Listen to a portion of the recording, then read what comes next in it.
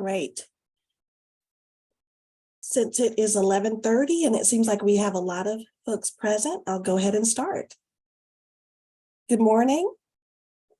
My name is Therese Hagler Gray, and I am a senior assistant city attorney in the city of Charlotte's attorney's office.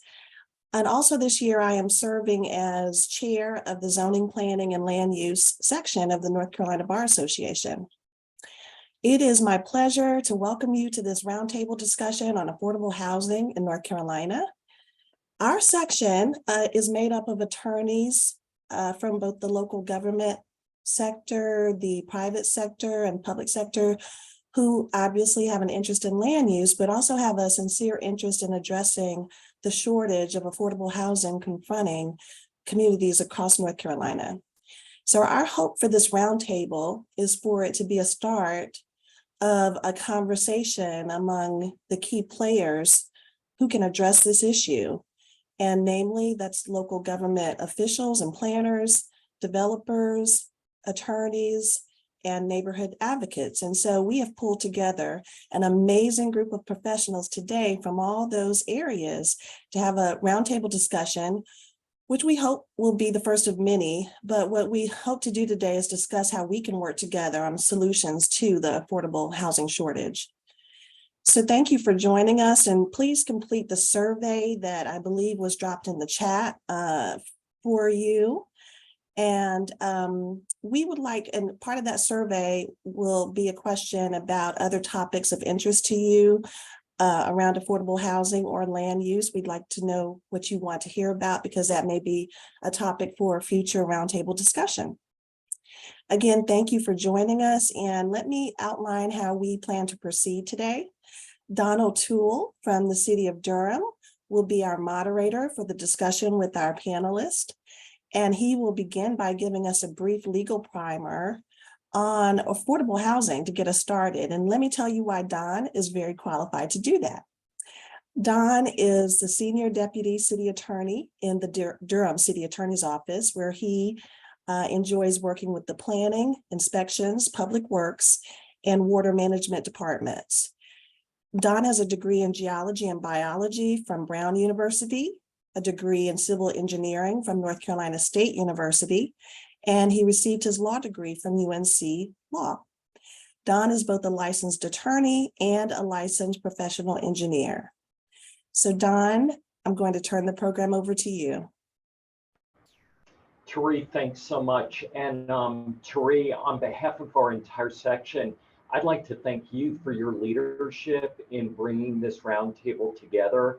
It's really an important conversation. I think most of the communities across the country, and definitely communities here in North Carolina, are faced with this question: how do we provide affordable housing to our residents? And so I really am appreciative to you for bringing us together this morning. With that, I'd like to introduce our great panel. And this is a discussion that it's larger than just attorneys, larger than just cities, developers. And so we try to get a diverse group of people together that could sort of begin this discussion. As Therese said, we're sort of thinking this will be one of many roundtable discussions. So this is just the beginning. The first speaker I'd like to introduce is Ms. Jordan Brooks Adams. She's a neighborhood advocate and a consultant who lives and works in Charlotte. Our second speaker is Allison H. Craig. She is a licensed planner, AICP, and she is the interim planning director for the city of Charlotte. So we all know she has a huge job. Our third speaker is Amy Schaefer, and Amy has a great background because she used to be an in-house attorney for the city of Wilmington, working for a local government. And now she's actually in private practice with the firm of Lee Case in Wilmington. And she works with developers. And lastly, but not least, we have McKay Siegel. And McKay Siegel is a junior partner with a developer called East West Partners. They develop both residential and mixed-use communities with extensive experience working with both public and private sector partners. So we're really glad to have him at the table this morning. With that, I'm going to start sharing my screen, a PowerPoint, and I'm briefly going to just cover the law as I see it as far as affordable housing here in North Carolina.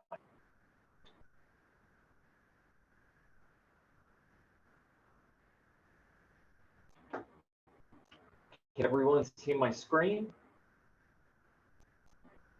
Yes? Yes. Very good. That's always the biggest stumbling block. So I'm glad that I was able to successfully get that started. Let me just give a disclaimer. I'm an attorney for the city of Durham. This is the legal advice that I would provide to the city of Durham. I'm not necessarily saying that this is true for all jurisdictions within the state, although I think a lot of it is generally applicable, and folks should talk to their local attorney if they believe something different is true. Sorry. Can people see my next slide now? Very good. So just let me start with the legal framework, and don't worry, I will define these terms. So the first question that us local government lawyers always have to wrestle with is North Carolina a home rule or Dillon's rule state? I don't think our courts have ever really said we're one or the other, but what does that mean? Let me just briefly explain. Dillon's rule is basically a rule that local governments are creatures of the state, and they only have the authority and the powers that the state specifically gives to them. Home rule states, and I think states like California and New York probably fall into that category. Those states are states where local governments have a lot of freedom to basically exercise authority as long as they haven't been preempted by their state government. I think it's pretty clear that North Carolina is more close to a Dillon's rule state, and that is the only authority that local governments have is the authority that our legislature has given to us. In recent cases that I've seen from our North Carolina Supreme Court, the way they always talk about this, they don't say North Carolina is a Dillon's rule state. They typically just say, we are going to look at the applicable state statutes and we will strictly construe what a local government's authority is. A last footnote I'll give on this slide is, we had elections in November. Both our Court of Appeals changed pretty significantly and our Supreme Court changed pretty significantly. So the advice I give our counsel when I'm talking to our counsel is to be careful, to really look closely at what our authority is under state law, because I think the courts in North Carolina have become a little less friendly to local governments and what their authority might be. So the next question is, whenever and I'm sure most of the attorneys on this call, when we're confronted with a question, we try to accumulate, so what are the sources of law on this topic? So one of the first things I would look at, since we're talking about land use, is what has the legislature said about zoning authority? And that general authority is located in 160D-702. The other thing that I think is relevant to this discussion is another statute, and it's basically our rent control statute, and that's GS 42-14.1. Finally, and probably a lot of people on the call are familiar with this, but local governments also have charter, and as part of a lot of charters, special authority is given to local governments. So here in Durham, I always look at our charter, say, do we have a charter provision that's relevant to this subject? And here in Durham, the answer is yes. We have a charter provision that deals with affordable housing. And it's, if you look us up on MuniCode, go to City of Durham, it's Charter Section 94.2. I'll cover what's in that in a little bit. So what does 160D-702 say about zoning authority for local governments? I presented a list of what can be covered under our zoning authority. And I think if you quickly peruse that list, you'll see that there's nothing really that clearly says, hey, you local governments, you could require affordable housing in residential developments within your jurisdictions. So I don't think 160D-702 provides authority for requiring affordable housing. The next statute that I cited, the rent control statute, I think this is relevant to this discussion. It says a city may only control rents charged on either residential or commercial properties. Basically, if the city has an ownership interest in the property, the city is actually subsidizing the rents, or the city has used federal money, CDBG funds, in order to create the project. So pretty much that's a pretty limiting statute. There are only certain conditions under which cities in North Carolina can control rents. So unlike New York City, where maybe you hear about rent control statutes, we don't really have that authority here in North Carolina. Finally, as I was discussing previously, what does Durham's charter say about affordable housing? And what I would say is our charter authority provides us limited authority in this arena. And the first key word in our charter authority is that our city can incentivize affordable housing. It doesn't say we can require it, we can incentivize it. In other words, offer developers something, and hopefully they will give us affordable housing in exchange.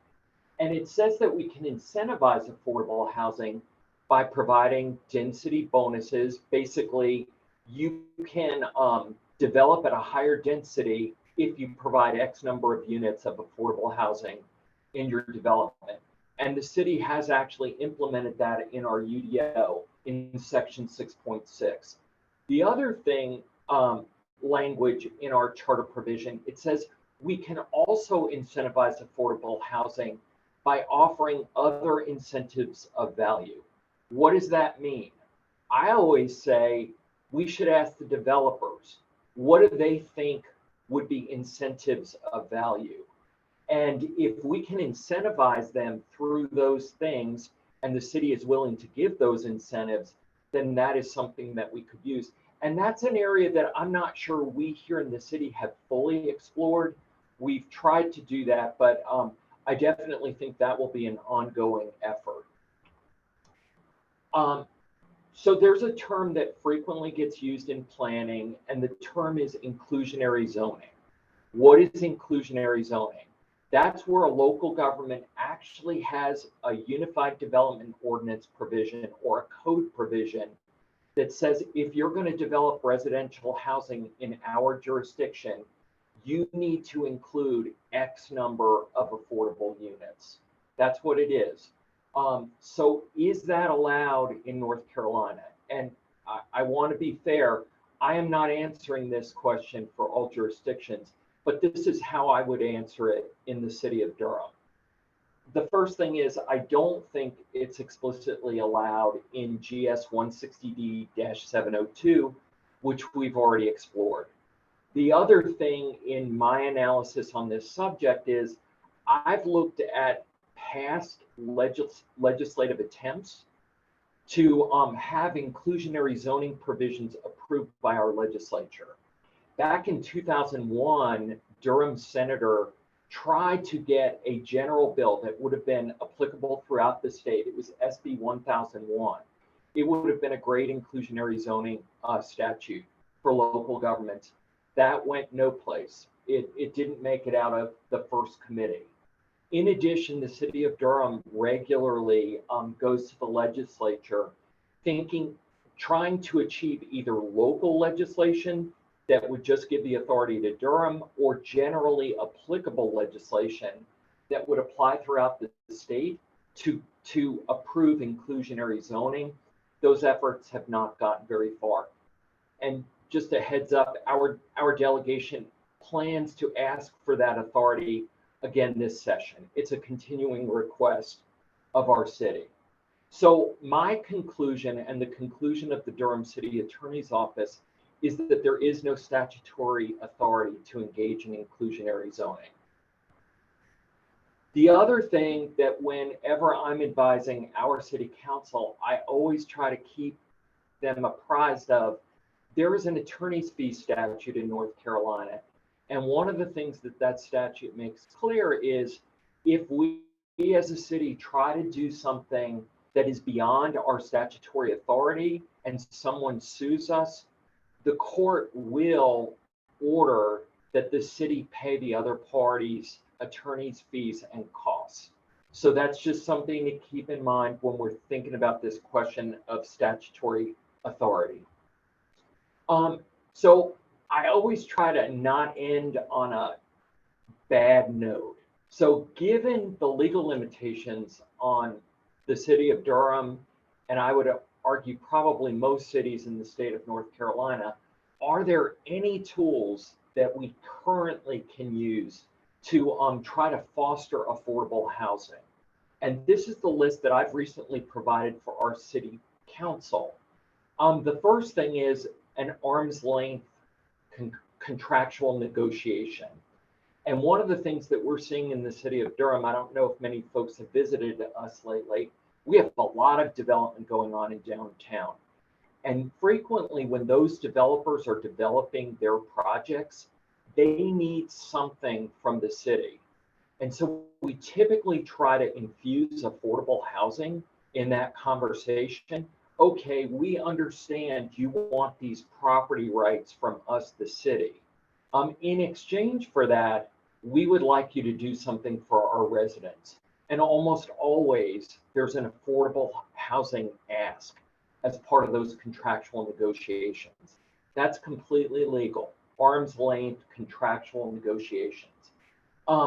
We've also had some developments in Durham recently where city property and or city money was used.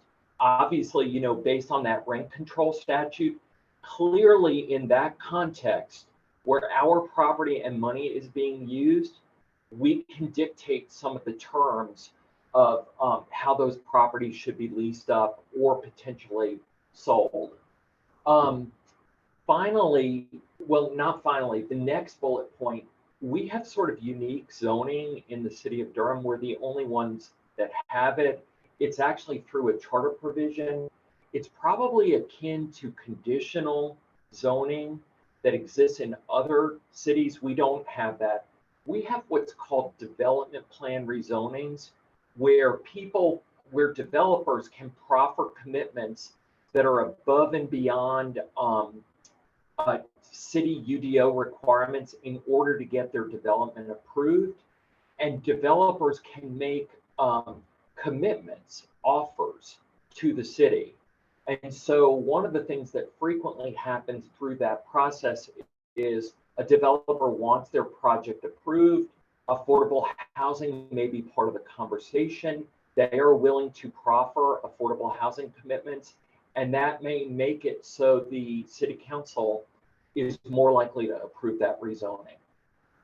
The next bullet point, the city of Durham has actually used statutory development agreements to create affordable housing.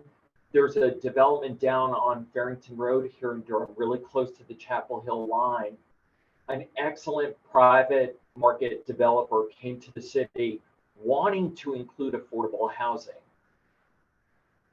The ask didn't fit into our density bonus provision.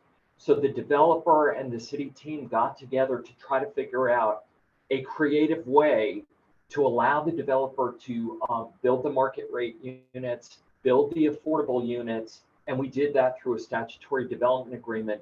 And that development is actually going to include 82 units of highly affordable housing in it at 30% of AMI, which we'll define in a minute, 60% of AMI, and 80% of AMI, a spread of different affordability levels. So that's good. And then, like I said, our charter provision says offer other incentives of value. that's definitely something that we need to explore further in Durham, and I hope will be part of our conversation here today. And with that, that is the end of my presentation. And I'd now like to get some of our panelists speaking instead of me talking all day. Just before we get into the meat of our questions, I'm going to put Allison on the spot because we want to use sort of consistent language throughout the morning. So Allison, the first question I'm going to ask you, and I'm asking you because you're the Charlotte Planning Director, and you obviously know the answer to this question. Affordable housing is frequently defined in terms of area median income. Could you explain to the group what that means, how it's determined, and who determines that?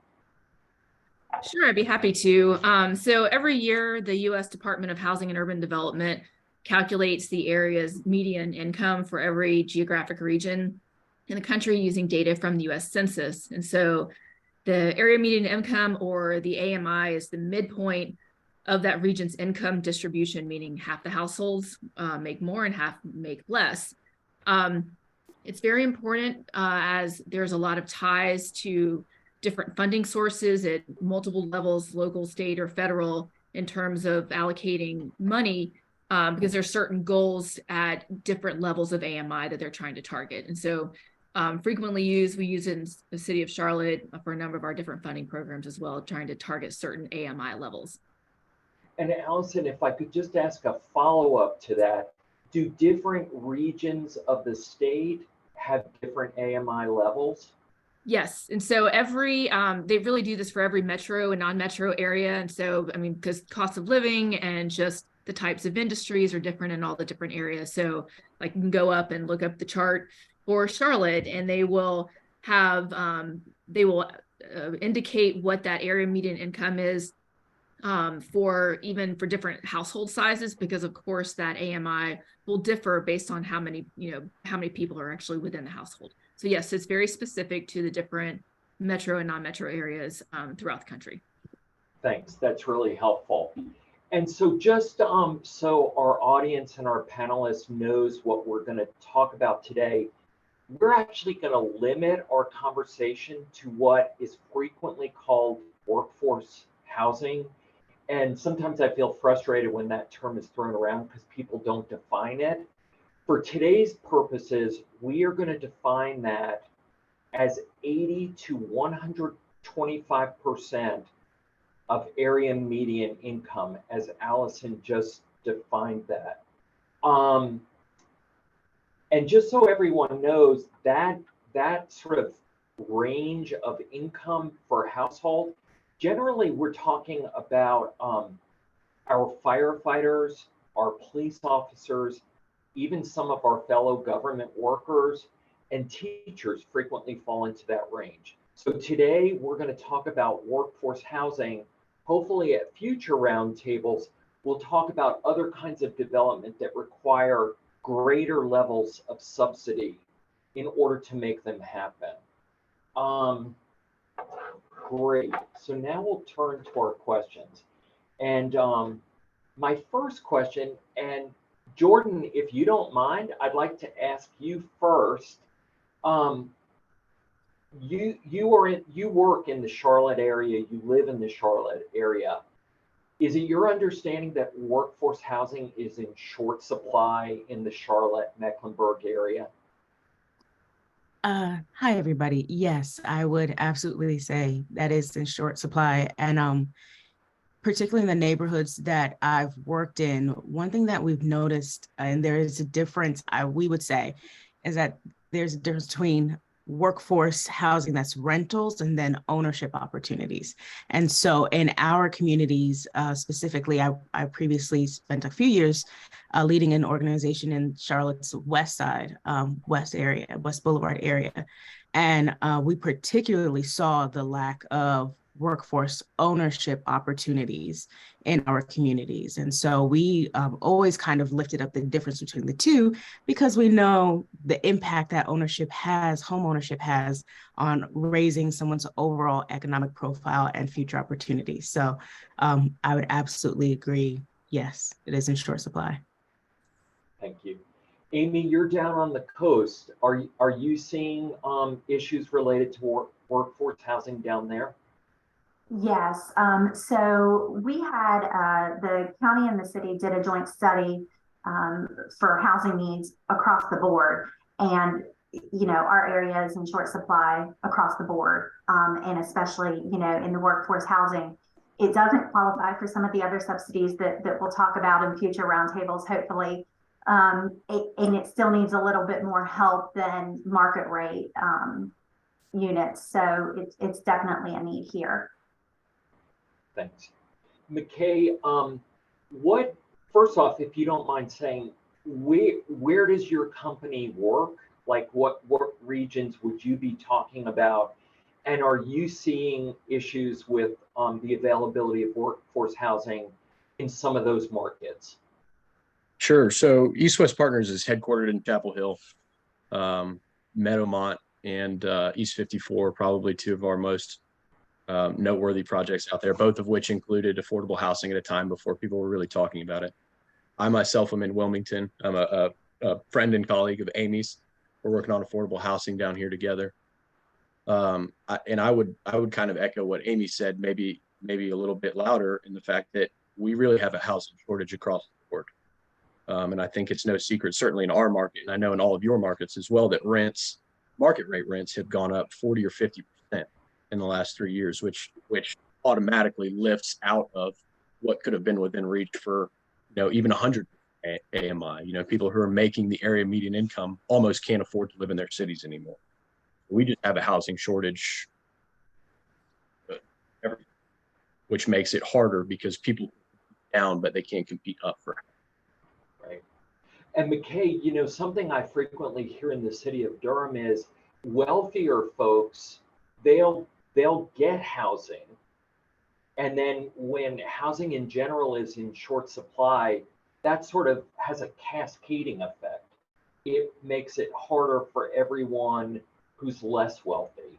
Is that Well, do you observe that? That's, you know, economic principle one, right? It's supply and demand. If the supply doesn't rise with the demand, then the price goes up. And again, I'll say, I can compete. You can compete down, but you can't compete up. If my budget is $2,000, but I can't find anything at $2,000, then I can go say, well, you were going to get that. You were going to offer that for $1,500. Why don't I give you $1,600 and we'll just call it a deal? You see what I'm saying? And that's how rents go up. Very good. And Allison, I think we've started this conversation. What do you, in Charlotte, what do you think the causes of the shortage in workforce housing are? I mean, that's the problem, is there's not one singular cause. It's a perfect storm. I mean, we've been underproducing housing units for years. And so we've got some good data from UNC Charlotte that tracks that through a housing summit each year. So we're underproducing. We've got house prices going up. So I think the last 2 years, they went up 50%. Really tough market to operate in. I think they're like between like 4 and 9 days, houses stay on the market, often paid for over listing price. But then you also have, you know, even outside of the supply issue, you've got land costs are also going up, construction costs are going up, labor shortages are continue to be a problem. And so, I mean, it's challenging a lot of times just to make market rate deals done, much less ones that, you know, are trying to create affordable opportunities. So it's a very big problem and a big challenge right now. Really nationwide, but certainly in Charlotte.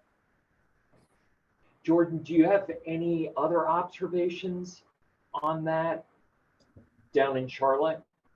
I would absolutely agree with what Allison has said. It really is a perfect storm. And, you know, unfortunately, it's our community members who suffer the most out of it. So it unfortunately means that there are people who are struggling to just have the most basic need of housing met. And it's heart-wrenching that we are in the middle of a perfect storm, but that's why these conversations are so important, because our neighbors are the ones who are most impacted. And with that, I think I'll head towards our next question. I work for the city of Durham. Sometimes I feel a little frustrated because it seems like folks are always turning to the city. How is the city gonna fix this? And to me, I think it's a problem that's larger than the city can fix. And so with that, Amy, I'm gonna ask you, who do you think should be at the table to try to help solve the housing shortage problem and the shortage of affordable housing? Sure. So, we're really, especially I think in our locations, we're in an urban ecosystem, right? So we can have people who live in the country, but then you're driving into the cities to work most often and you're burning the infrastructure. So let's focus on, closer to the cities. And a lot of the issues aren't simply the developer or the local government. You have all these other players, like Allison mentioned, including local water and sewer authorities and other utilities. Oftentimes those costs are very high and are often need to be paid up front. So if we can have those players at the table as well as we discuss these things. Transit, transit is a big deal and traffic is a big deal. So if you can have those individuals at the table with us as we discuss these matters, density close to transit and availability to get to those jobs. I think those are all important players that we need to have at the table, not just the private developer and the local government. Amy, it's interesting, your list of different factors or players that need to be involved in development. I noticed just this morning, a bill was introduced in the legislature from a senator from Forsyth County seeking the ability to waive system development fees if for affordable housing development. And to me, and for everyone on this call, that's frequently an issue for cities. We can't waive fees. They sort of are across the board if you fall within a category. And I thought that was really interesting and was sort of thinking, oh, wow, that'd be great if that was expanded beyond system development fees. Could you have different water rates, water fees, waive hookup fees? So anyhow, that just is interesting. McKay, who would you say needs to be at the table to try to help you as a private developer to build affordable housing? I'm so glad you asked, Don. I need to be at the table. So, I'm pretty regularly surprised when I or any other developer is invited to something like this. We are. There was a local ad for one of our local senators that described us as greedy big money developers, which is not a good not a good reputation for us to have. It's not totally untrue, but there are certain realities of economics that we would love to make the environment perfect. We would love to build as much housing as we can. We would love to explain all these things, but at the end of the day, we got to make this project a reality.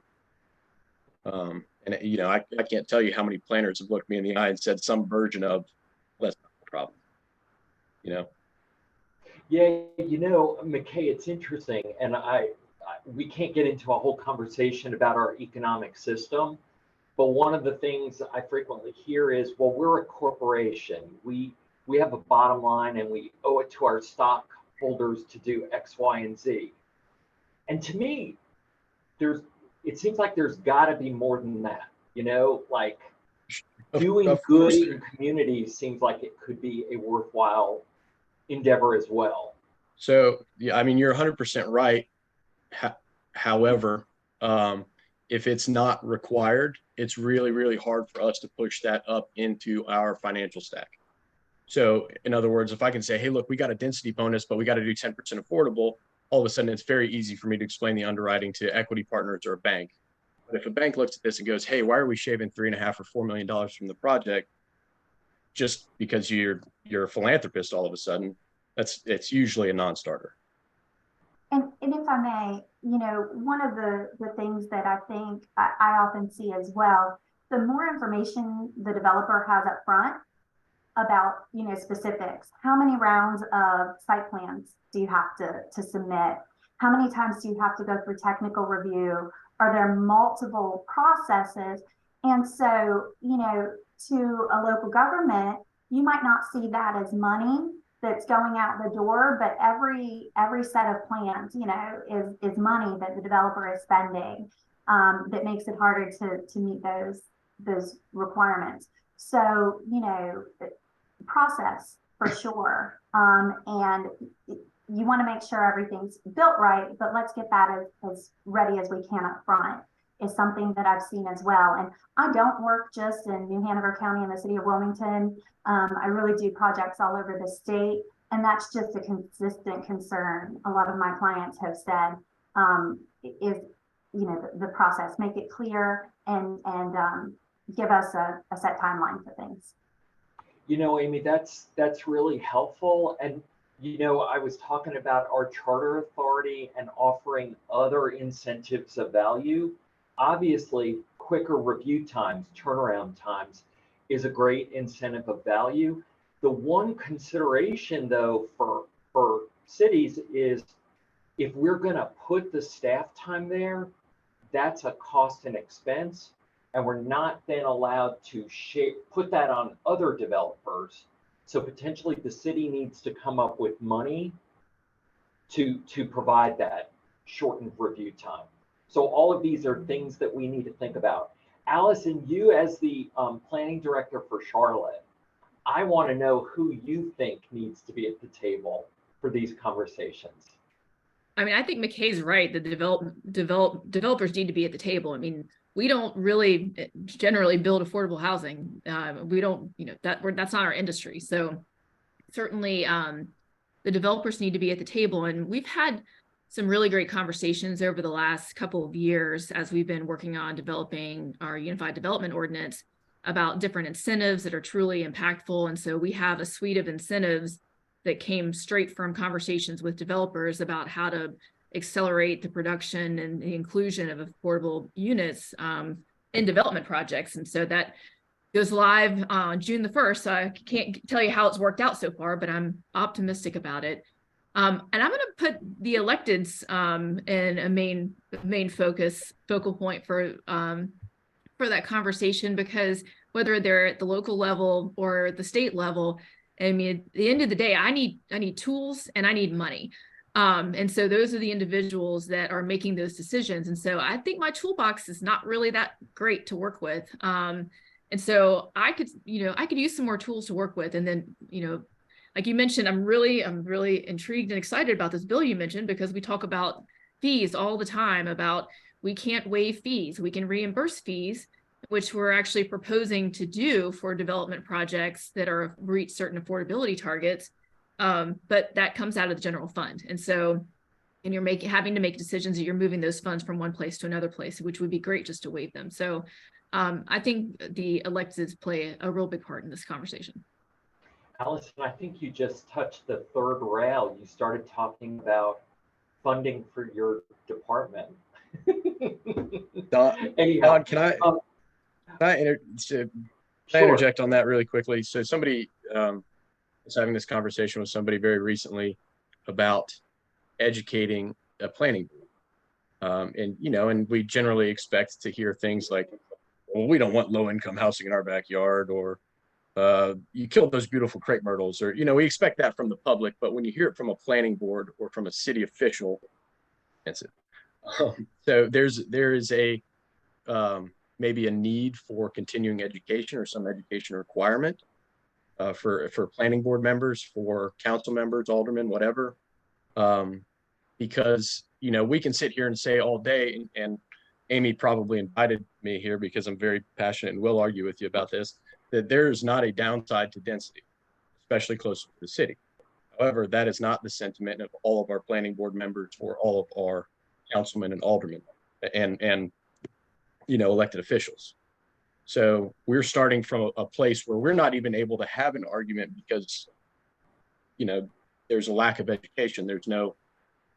We can't speak about facts. They're coming from opinion or from their hearts. So it's hard to get some of these things done. Yeah, I need to get Jordan into this because I want to hear her thoughts on this. But NIMBYism, not in my backyard, that it amazes me how people who otherwise say, I want affordable housing, the minute the density gets near them, it's wild the way they sort of forget everything else they say they believe in. But Jordan, I want to know, you as a community advocate, who do you think needs to be at the table? By nature of the work that I do, the people that we have not mentioned so far are actually our residents and our neighbors and the people that you are hoping to occupy the units that you're developing. So as much as we need our developers and city officials and staff, and you need everybody who's been mentioned so far at the table, it's also very important to have the community members a part as well, because your intent to develop is going to impact our lives. When developers have moved on and they've left this neighborhood and they've built this high rise or they've done X, Y, and Z, and it's now changed the entire face and shape of our home. And so if the community is not included in these conversations, then we are essentially kind of subject to whatever it is this top-down decision-making is, and we're just left with the end results. And I think that often that is forgotten, no matter what the intent is. And I understand that, the economic situations, and we're not going to get into that kind of deep conversation, but, and I understand even the intent of developers to build something that is affordable or it's market rate or whatever the end result is. Your neighborhoods are the ones who are left holding that. And their communities are going to be impacted, because the more market rate housing you have in an area, that drives up our taxes. And now our community members who have been in their homes for decades can no longer afford to live in certain spaces. So we have, of course, we've seen Charlotte implement certain like aging in place programs and other sorts of things to kind of combat these challenges. But I feel like if you don't have community members at the table, then you're losing out on a very important voice. And I say that because we even saw the impact of having community members at the developer and the development table when my former organization actually negotiated a community benefits agreement with the developer. And it was really like this kind of hallmark of what a community organization could do with a developer. And it was completely voluntary, but it showed the power of our community voice and saying, this is what we want to see. And the developer saying, we're willing to work with you on it. And we ended up negotiating this really kind of amazing agreement where the developer is ground leasing from a community organization the land that they were going to originally buy. But the community said, we want ownership of this land, and held them accountable to that. And the developer agreed. And so now we have this really kind of trailblazing ground leasing agreement between a community organization and a developer. And this is why it's so important to have us at the table. So Jordan, it sounds like what you're saying is you think, and I'm not trying to put words in your mouth, that meaningful community engagement is necessary. Absolutely. It absolutely is. And Jordan, you gave an example where that was successful. I've seen that in Durham as well, where, I'm sure sometimes developers feel like the level of community engagement that they have to go through, that it can be burdensome and long. And a lot of times it's an iterative process. Like, this is initially what we're envisioning. Community or leaders say that's not enough. Let's continue the discussion. Sometimes it's a series of conversations, but it seems like, and it's my observation, I'm curious if it's yours, that for developers that are willing to go through that process, it then makes the city council meeting go really smoothly. It does. It absolutely does. McKay, do you have experience with that? Amy's laughing because she knows the experience I'm going through currently with community outreach meetings. We do, and it would be great if the community could come to us and say, this is what we want. We are the community and we've reached a consensus and this is what we want. Boom, absolutely, let's roll. But that very rarely happens. Usually the community is divided on what they want. To your point about earlier about the NIMBYism, everybody wants affordable housing until it's in their backyard, right? So now you've got the community that will come and counter argue each other, or somebody stands up and says they represent the HOA, but they're not even on the HOA board or whatever it is. So if there's a way to get the community consensus and bring us a plan, our firm for sure is very patient in working with the community and local municipalities. Not all developers are. And there's a reason for that. A lot of times we have to, not a lot of times, all the time, we have to pay for the right to tie up the land. So in other words, we'll go to a landowner and say, hey, we'll give you $100,000 or whatever it is to run the rabbit for a year. And every 3 months after that, we'll pay in more. So the longer that these community engagement things drag out because of discord on the community side, the more at risk we are for the money that we don't get that money back. You understand? So there becomes there's a timer on these things, which I would say that most developers are willing to work with if we can have a set plan. And if I may just follow up to that, I'd love to hear more about Jordan's program.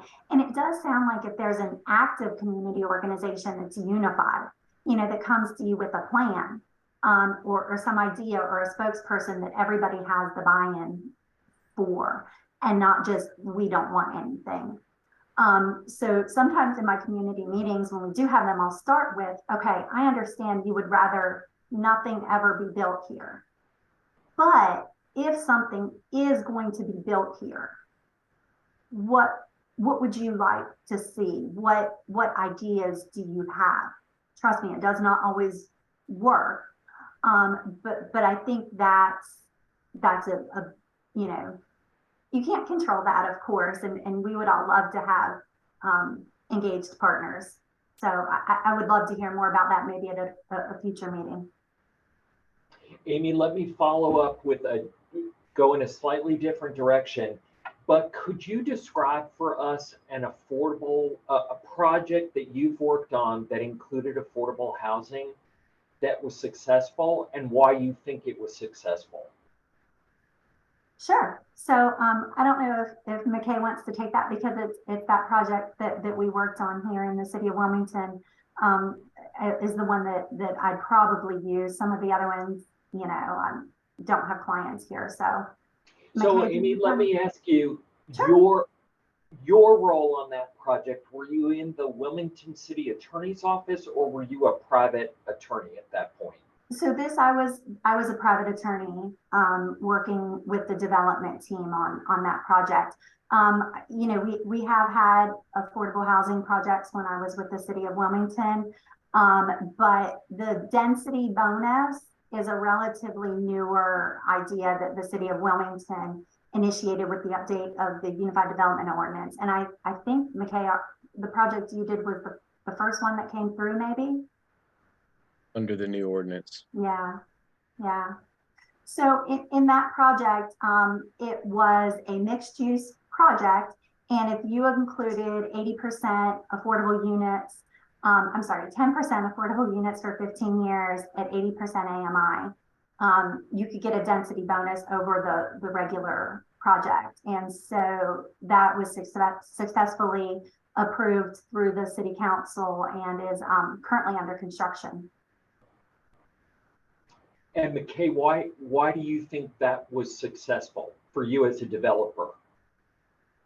We so you talked about proffered development, where the developer will come to you with ideas and hopefully work out a deal. I think that's probably maybe de facto in most communities, where you go and you have a good relationship with whoever your elected officials are, and you say, hey, this is kind of what we need to do to get the deal done. What is important to you guys?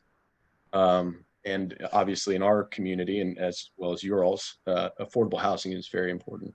So we were able to work that out in a very timely and diligent manner, really kind of almost before it got to the council. We had the community meetings, we talked to them, we met all the people that said, well, this is low income housing. And, you know, we met, we already had that conversation. So by the time that we got through the rezoning, it was relatively smooth. We weren't pushed through to, you know, 3 different council meetings or 3 different planning meetings. It didn't get drug out or anything. We all kind of had an agreement by the time that we got there. It wasn't, I guess, expressly fast tracked, but because we all were on the same page before it got there, I think 2 people showed up to protest, and one of them was about water. So it was very smooth. Cool. I'm going to jump in here and just talk about the affordable housing project that was really successful here in Durham. It's the Farrington Road Affordable Housing Project. And I think one of the key reasons it was successful is the developer wanted increased density for the market rate units. So there was a profit interest that they had, but they genuinely wanted to build affordable units. And I have to admit, I have not had many developers who seem to genuinely want to build affordable units. And it was interesting because we met early. Allison, all of our planners were there, community development, we're listening to the developer, and we're thinking, oh no, the way they want to do it doesn't fit within the way it's structured in our UDO. So we thought, this is such a great opportunity. You know, cities are notorious for not thinking creatively, right? Or at least that's our reputation. We sat down and thought, how can we make this work?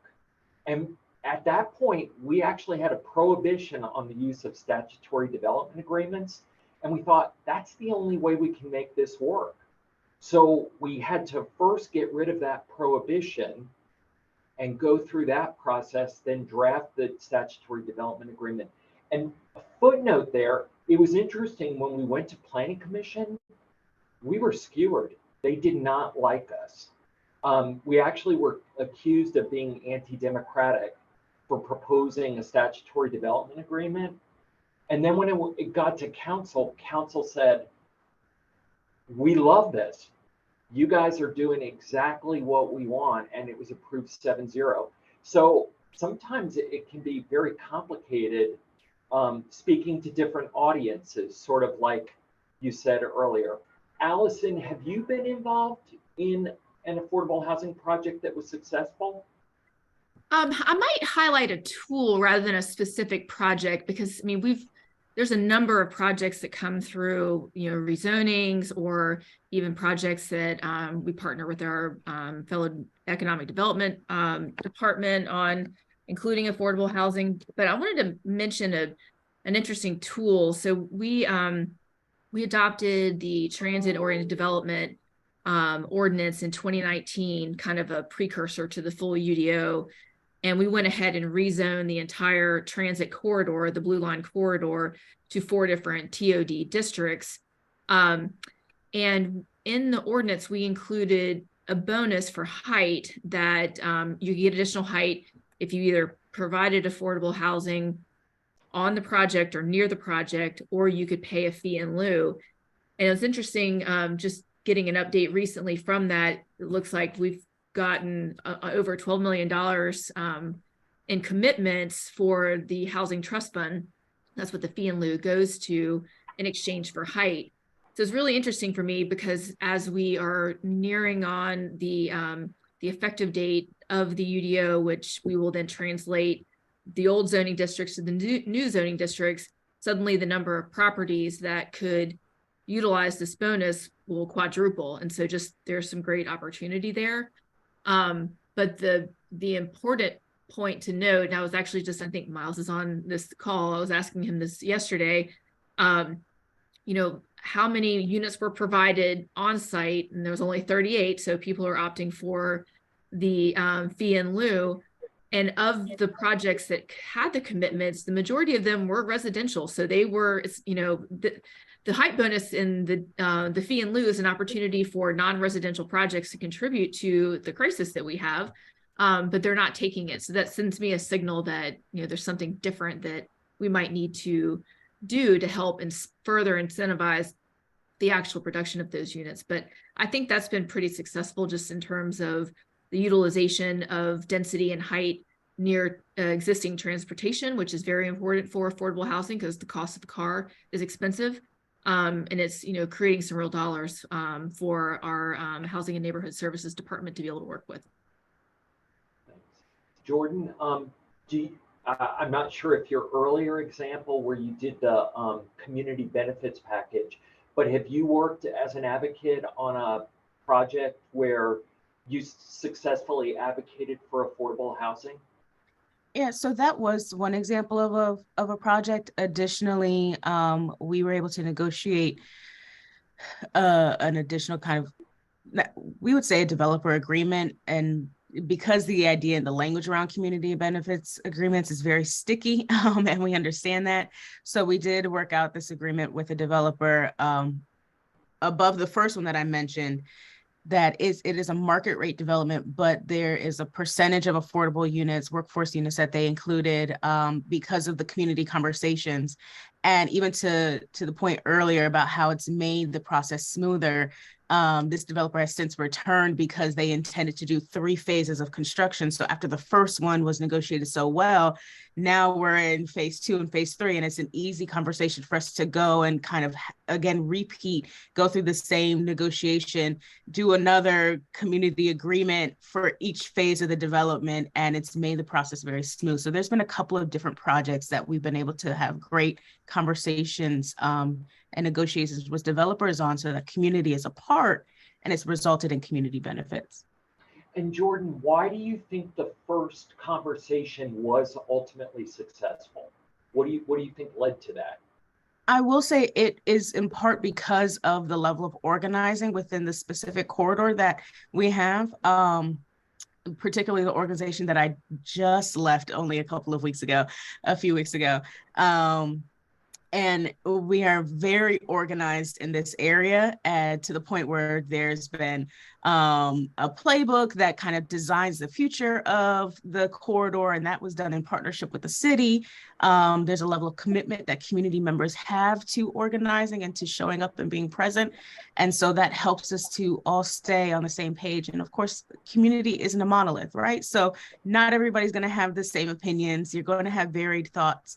But when you can set certain priorities in order for our community, then that helps us to have better negotiating power. Yeah, Jordan, that sounds sort of related to McKay's earlier comment that having a group that you can speak to, but then also, like you just said, recognizing a group, there are many members of a group, and there are going to be differing opinions as well. That's really helpful. Amy, let me ask you, what obstacles have you encountered on projects you've worked on where there was a desire to include affordable housing? Sure. So the majority of the obstacles that I've come up with outside of finances are just governments that aren't ready to address it yet. They don't have anything, again, not New Hanover County and the city of Wilmington. I work all over the state. They don't necessarily have anything in their ordinance to deal with it. So they'd love to have it. But again, then you get back to the issue that McKay said, that it's hard to include if you're not. Now, there are developers who do affordable housing, and that is what they do. But we're talking about, private market rate developers that would like to include it. But the local government, be it county or city, just doesn't have any kind of structure in place. No fee in lieu, no density bonus, no way, just outside of, we're just going to include it to include it. Even though there is a need for affordable housing in their areas as well. So I'm hoping that more roundtables like this, I know the School of Government offers programs to give ideas. It's not one size fits all, even with us here, on the call. Everybody does things a little different, but seeing the need and having a toolbox, like Allison said, I think is the biggest obstacle that I've seen. people see the need, but don't have the toolbox yet. So hopefully, as this becomes more common and more people talk about it, local communities can take things from these conversations that might work for them in their town. McKay, have you, I would assume that you've encountered some obstacles when there was a desire to include affordable housing. Sure. And I just saw a question come through the chat, and I think I can kill two birds with one stone here. And maybe I'll also kill myself with this stone because I'm going to commit the cardinal sin of picking on the moderator. Don, you said earlier that the AMI that we're dealing with tends to be teachers and firefighters and policemen, which is of course the narrative that we want to sell ourselves, right? This is a single mother with two kids that can't find secure, safe, affordable, reliable housing.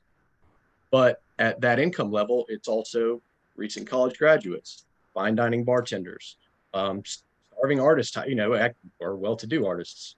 So there's actually a broad range of people who are using this that may not need, a 2-bedroom. They may be okay living in a smaller unit, or they may be okay living with roommates, provided that the unit is set up to live with roommates. They are competing with the same number of affordable units that we're putting out into the market, which are intended to serve those people that we think we're serving. So there's a narrative out there which I think prohibits the development of different types of units. The other thing is, and Amy and I, this is the same project that Amy and I worked on, there's this demand that the units be finished to the same size and spec, which is something that we actually broke. It almost broke our project. So, we said, okay, we can do these affordable units. They'll be a little bit smaller and they may not have granite countertops. As a point of fact, we ended up doing them with all the same finishes because it was easy. But it became this huge sticking point. They said, we don't want the kid from next door going over and seeing that his buddy's got, granite countertop. Literally, they said this, granite countertops and wood floors. And I said, the kid from next door knows his buddy has the new Xbox. And mom knows that she doesn't have to live with her boyfriend. So what's more important? And at no point did anybody say, okay, fine, they can be smaller and they can have different finishes. Can we get 1 or 2 more units? You see what I'm saying? So yeah, I think that, and Tari, I think that would be a good conversation for another roundtable. That whole question of integration, full integration of the units into the development, that they should look the same fit and finishes. Does every unit need granite countertops? I think that's a legitimate question. You're not putting a different front door on these things. You know what I mean? It's not like you're painting the door red or something like that. And they'll have access to all the same amenities and everything else. It's just, do you want more units or do you want nicer countertops? You bet. I do wonder if Jordan wants to just respond to that briefly before we move on. Sure. Yeah, I understand the logic, McKay. I do. I have a hard time when you think about the reality of who demographically makes up our affordable housing units, and that is a different conversation for a different day, I'm sure. But just to put in the forefront of everybody's mind, when you start to have different finishes and different quality, and you ascribe quality, but we also know that our demographics for those who make up the usage of affordable housing already are folks who sometimes are also on the fringes of society anyway, or those who are most disenfranchised. And so that's just a sticky point. But again, I don't want to take up all of our time with that, but it is still something I think it's an ethics, it's a quality of life conversation that, needs to be had. And Jordan, it sounds like that there's an opportunity there for community engagement to discuss that.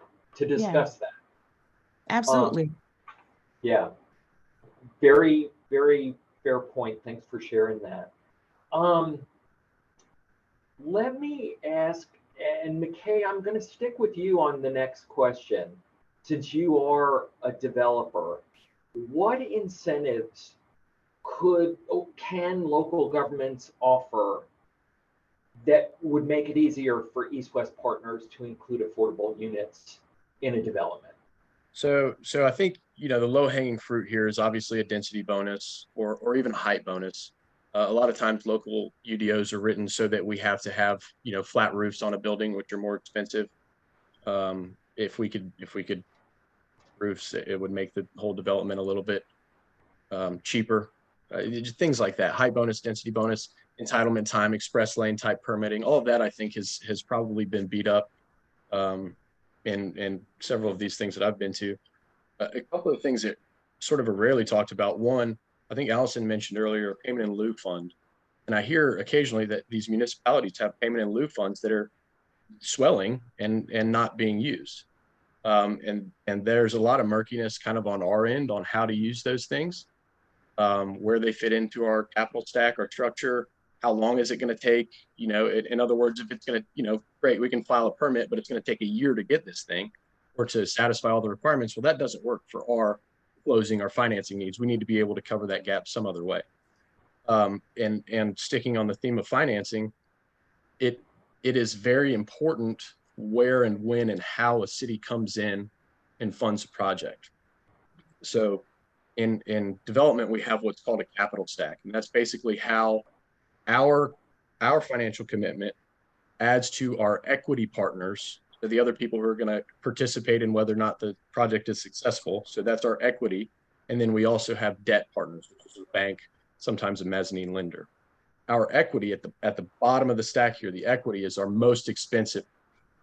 So it usually costs us at least 15% that we have to pay our equity partners before a developer will start to make a return. If the city comes in and says, okay, we'll write you $1 million check up front, you know, out of the fund, it goes a lot farther because that's our most expensive financial piece of the puzzle. It goes a lot farther to have that money up front than it does to go, okay, well, after you guys get it and you satisfy the requirements and you prove it after a year, then we'll give you a check for reimbursement. Because the city may be able to finance that on public bonds or something at 4.5%, whereas it would cost us 50. Does that make any sense at all? Made sense to me. All right, good. Yeah. Jordan, let me ask you that question. Have you thought about different ways that Charlotte or Mecklenburg County can incentivize affordable housing? It's funny you say that because I participated along with Allison and a number of developers and community members and all sorts of parties, interested parties in, oh, Allison, I don't know, was it almost 2 years worth of the community? We did a community benefits kind of roundtable for the last couple of years, developing a list of potential incentives and policies. And so there's a number that we came up with, including, you know, community engagement tools and opportunities, as well as even floating around, you know, the one that comes to mind is like a neighborhood benefits fund. So similar to the housing trust fund that Allison mentioned, but we also put in the idea for a neighborhood benefit fund that would essentially be like a pay in lieu, but then it would go towards more specific community needs or amenities. So there's a whole toolkit, a whole toolbox that we actually have been developing over the last couple of years that I'm hoping has great results for Charlotte. Amy, what about you? Do you have anything to add to that? Nothing that we haven't really, already talked about today in some way, shape, or form, and just to echo what everyone else said. Mm-hmm. I have, I was going to say when we met with the developer group specifically about regulatory tools that could be included in an ordinance to incentivize, we came up with an interesting list that, again, of course, hasn't been tried because the ordinance isn't effective yet. But I'm excited about it. And Tree is the attorney that works very closely with planning. She may not like how I phrase this, but one of the tools is what I would call like a by right rezoning. And so if you provide affordable housing at certain targeted levels, you can essentially use the dimensional standards and all of the zoning criteria of the next intense zoning district above the one that you're in for our neighborhood one sort of place types. So I'm excited about that. And we also have some other things in this incentive menu that include sidewalk reimbursement, allowing developers to plant trees instead of paying fee in lieu or just fees for mitigation, so they can plant extra. And so there's a list of things that can be utilized, and they're stackable. So you could, if many of them you can use them, that's great. And then it's allocated such that the set aside, so the number of units that you provide for that differs depending on the AMI. And so as you are lower in your AMI, the number of units you have to provide is lower. So 60% is less.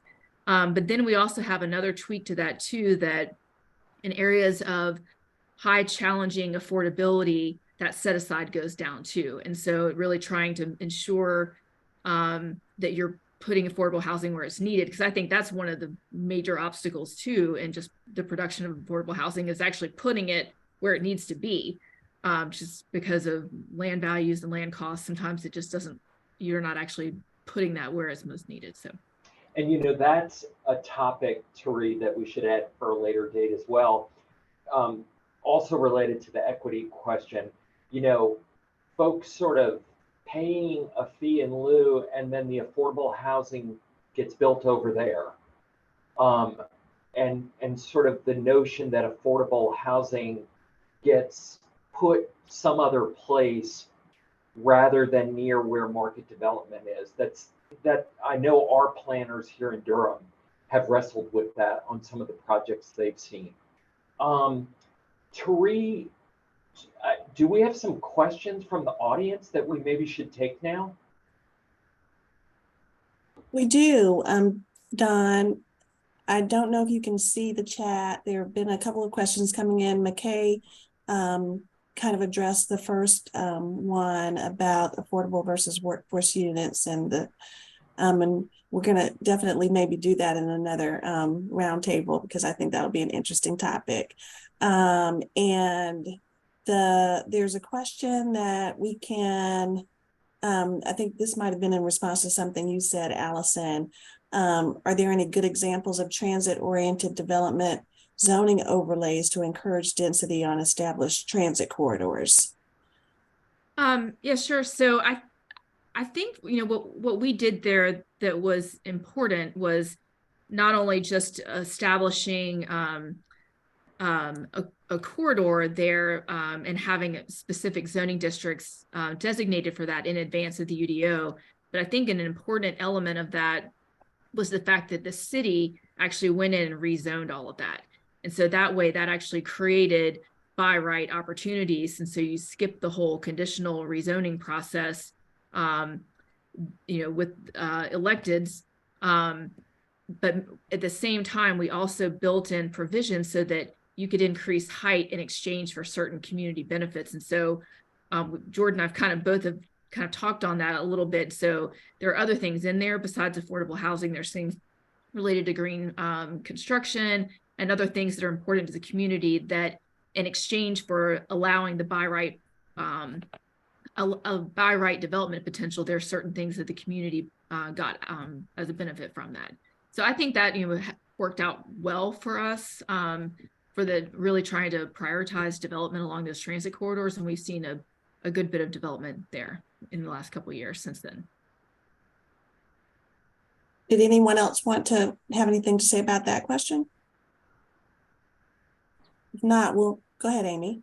I was just going to say that the fact that Charlotte took the initiative to rezone, you know, and that a lot of what you all are doing, it sounds like, is backing up your, you know, your ideas, that you guys are taking the initiative to do the rezoning, that you're taking the initiative to do these kinds of things to really support affordable housing. I think that, just wanted to say, I think that's great. Thank you. Well, there's a question that's specific to you and McKay, Amy, with respect to the project you mentioned. The question is, can you provide more detail on the density bonus that worked? What percentage increased density? And also, please repeat the deal total units, number of affordable units, and for how long? And also, was there much debate in Wilmington about how much density bonus was too much? And anything else you want to add about what made that deal work? Sure. So density bonus incentive was part of the updated land development code that the city of Wilmington did. There had been a prior, it's called community district mixed use zoning district. So it is an overlay district that is on our commercial districts here, some of them. In which case you can add residential units as long as you have a commercial component. Without getting in the specifics, if anybody wants it, again, it's the community district mixed use section of our code. If in the city of Wilmington, sorry. If you add affordable housing, you can get an increased density over and above the residential units. And I apologize, I don't have it pulled up. I don't want to misspeak, but I think it's, I think we did, McKay, 10% of our units at 15 years HUD high home rent. Was that the way that we handled that? That's right. And, you know, credit to our new UDO for including such provision, but the provision is about that long. It was very unclear. And again, we were the first people to go in trying to figure this out. You know, one of the things that was not totally understood up the chain is when you say 80% AMI, that means that we have to cap the rent at 65% AMI. So our underwriting drops by 35%. So it's not as though we're just losing, you know, 20 cents on every dollar or something. It's about 80 cents on every unit, 80 cents per foot per unit that we lose, which translates to $100,000 to $150,000 per unit, depending on 1 or 2 bedroom. So across 36 units, that's $3.5 to $4.8 million, depending on your makeup, right? So it's a good chunk. We were able to go from 17 units per acre to about 21.5. 15 acres, I think we got 64 units of density bonus out of that. Again, 36 of which are affordable. So we were able to add in enough market rate units that made that make sense. That basically packs out the site though. So, you know, it's not as though we can go in and build a skyscraper now because we have the realities of what it costs to pay for, you know, we can build structured parking and make the numbers work. We can't go to steel buildings and build it taller. We have certain stormwater requirements, obviously, that we have to meet. So now with this added density, we have to include pervious concrete, tree requirements, things like that. So it's not as though we solve one problem and all the other ones go away. There's a cap on how many units we can ultimately include. And going up in density also creates other problems relative to all these other code requirements. I don't know if I answered the question or not. What happened? But 10% was, and again, that was sort of a, for lack of a better term, it was sort of a stab in the dark for the city. 10% at HUD high home, and to the best of my knowledge, I don't think anybody else has done it since we did it. Largely because we're not real good at counting pennies. But it's a stringent requirement. Like I said, it's worth $4 million that the project has to give up for that, and we have to explain it to all manner of people. Okay. Thank you for that detail. You'll probably be getting more questions about it, I'm sure. There's a question about, I think this is kind of a theoretical question if anybody's ever looked at this, but do we know of any American cities that have successfully solved the affordable housing problem? And if not, have we looked outside the United States? McKay is saying no. Okay. They're not. And I would say that any city that has solved the affordable housing problem is probably a reversionary city. In other words, they have people moving out faster than they have people moving in.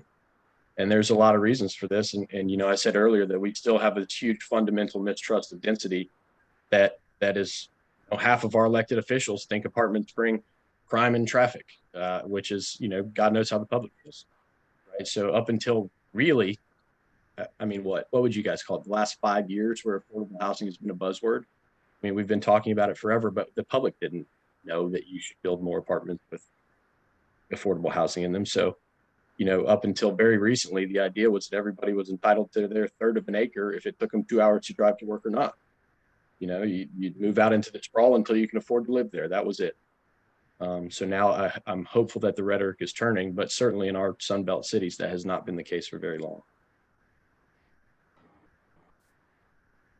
Anybody else want to add to that? No, other than I've read a lot of studies, and again, even in different countries, if people want to live there, it's expensive. And you know, I'm happy to do some research, and you know, in person if that's, you know, this roundtable wants to do that. But yeah, from everything I've read, unless you're a city losing residents, you have an issue if people want to live there. Okay. And so that's all that's in the chat really as far, let's see. I see another one. Oh, here's some. Have communities quantified the need for housing versus the incoming stock? In other words, what percentage of new homes need to be affordable before the need is met? Anybody studied that? So I can quote a couple things. Again, giving a shout out to my friends over at UNC Charlotte. They do a housing study and a housing summit every year that calculates that.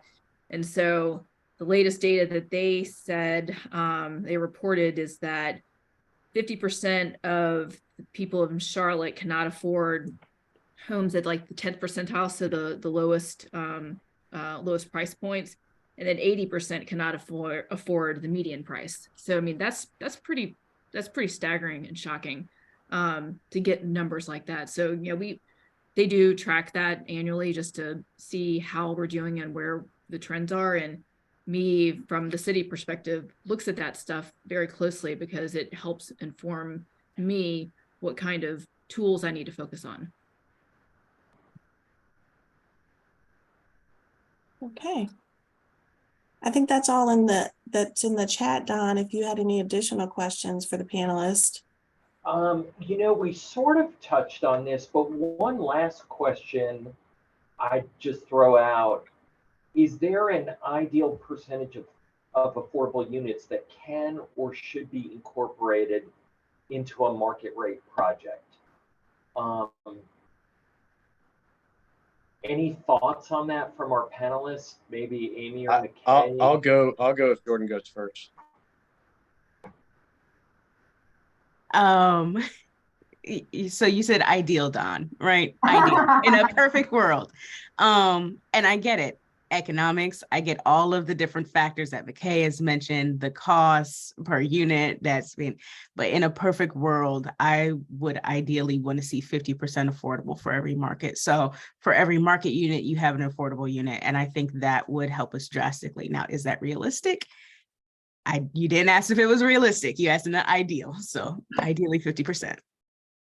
Jordan, if I could follow up on that, I was at a city meeting last night and we were getting a review of, we had a huge affordable housing bond referendum and the total pot of money was 160 million. And our city is doing great things with that money. But I'll be honest, as a resident and a taxpayer, I was sort of surprised that it didn't create more housing than it did. Yeah. And I think it's one of the biggest affordable housing bonds passed in the state. And so it's sort of remarkable how expensive it is. McKay, sorry.